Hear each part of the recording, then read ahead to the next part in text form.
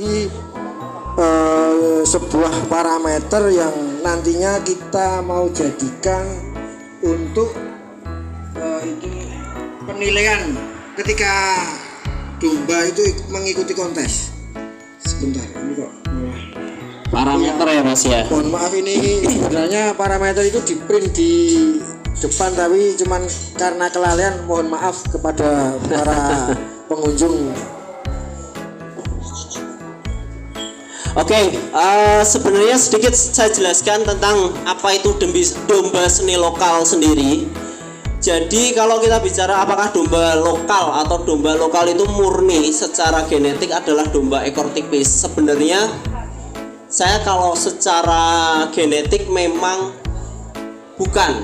Artinya kalau kita bicara secara genetik, domba seni lokal sendiri merupakan gabungan atau silangan-silangan domba dari berbagai macam jenis, entah dari domba Garut, entah dari domba Wonosobo, entah dari domba apapun itu. Pada intinya prinsipnya di domba seni lokal sendiri yang pengen kita cari adalah domba dengan perwujudan secara fisik itu adalah seperti domba ekor tipis, tetapi memiliki postur yang lebih besar, lebih gede, lebih premium bahasa kami ya.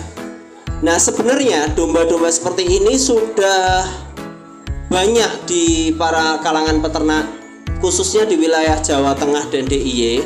Hanya saja memang mungkin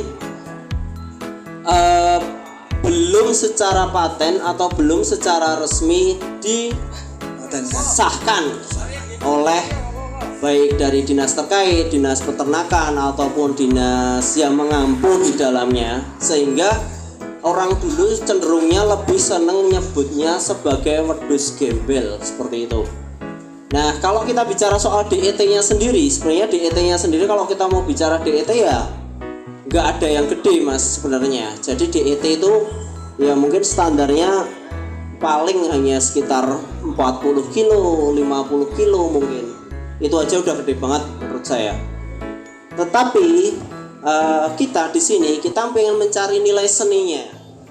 Kita pengen mencari nilai unggulnya. Apa sih nilai keunggulannya? Apa sih nilai lebihnya dari domba-domba seni lokal itu? Nah, kemudian kita coba untuk melihat ataupun mencari karakteristiknya. Nah, yang dimaksudkan dengan karakteristik di sini ciri khas dari domba seni lokal itu sendiri seperti apa? Nah, yang pertama mungkin secara khasnya domba seni lokal itu ada pada telinga dan ekor. Kenapa? Karena yang saat ini memang paling nampak ataupun paling terlihat itu ada pada bagian kuping dan ekor. Karena kita beranjak dari domba ekor tipis yang ingin kita upgrade-kan bahasa kami, atau pengen kita sesuaikan agar lebih size-nya lebih besar, maka karakteristik dari domba ekor tipis sendiri adalah dari kuping dan ekor. Ekornya yang kecil, lancip, sedangkan kupingnya koploh seperti itu. Jadi panjang kemudian tidak lancip. Itu seperti itu. Mungkin bisa ditunjukkan Maris Irsad kalau ditunjukkan edukasi. Ya untuk yang lokal ini mungkin ada di hadapan saya di sini. Nah, salah satunya kupingnya udah panjang di sini. Kupingnya udah panjang dan nggak ngelincip dan ekornya lancip ujungnya dan tidak terlalu panjang. Dan biasanya domba-domba dengan postur seperti ini itu memang kecenderungannya kalau kita melihat dari sektor bobot memang tidak seberat domba campuran. Jadi campuran yang belum jadi atau domba yang belum sempurna bahasa kami ya mungkin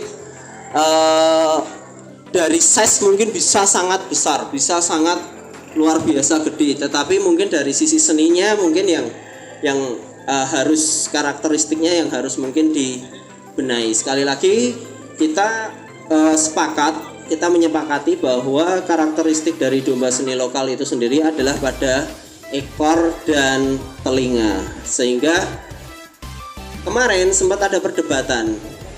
Nah, perdebatannya apa? Kalau kupingnya masih kecil gimana? Nah, kupingnya masih kecil, ya itu berarti masih dibutuhkan 1 kali perkawinan untuk bisa menciptakan kuping yang lebih panjang, sehingga nanti kita benar-benar menunjukkan atau mendapatkan hasil yang lebih baik, karena karakteristiknya harus lebih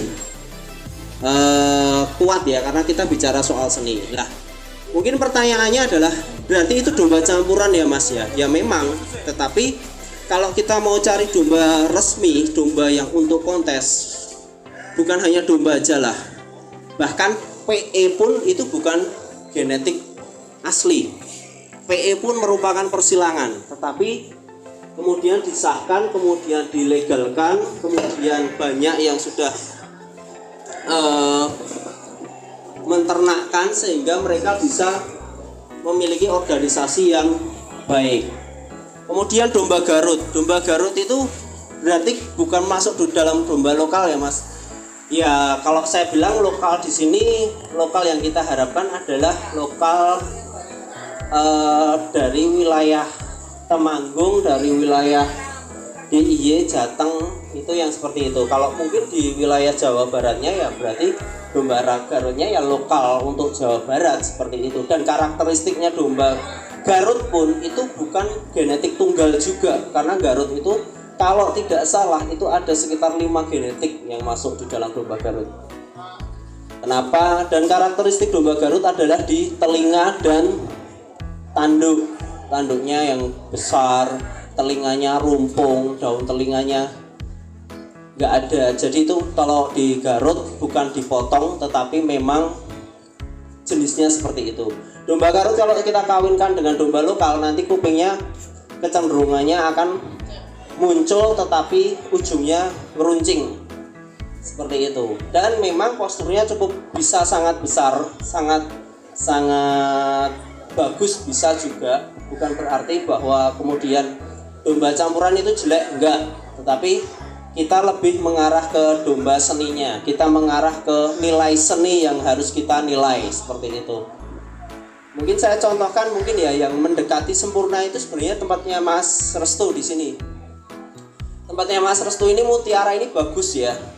Ini badannya besar, tanduknya juga simetris, kemudian ekornya juga sudah runcing tipis. Hanya ini kalau orang yang nggak ngeh itu ada di daun telinga. Di daun telinganya di sini ini silangan Garutnya masih kenceng banget. Jadi kenapa di sini mutiara ini masih masuk di dalam karakteristik domba campuran. Padahal ya memang bagus, memang istimewa, memang gede dan ganteng.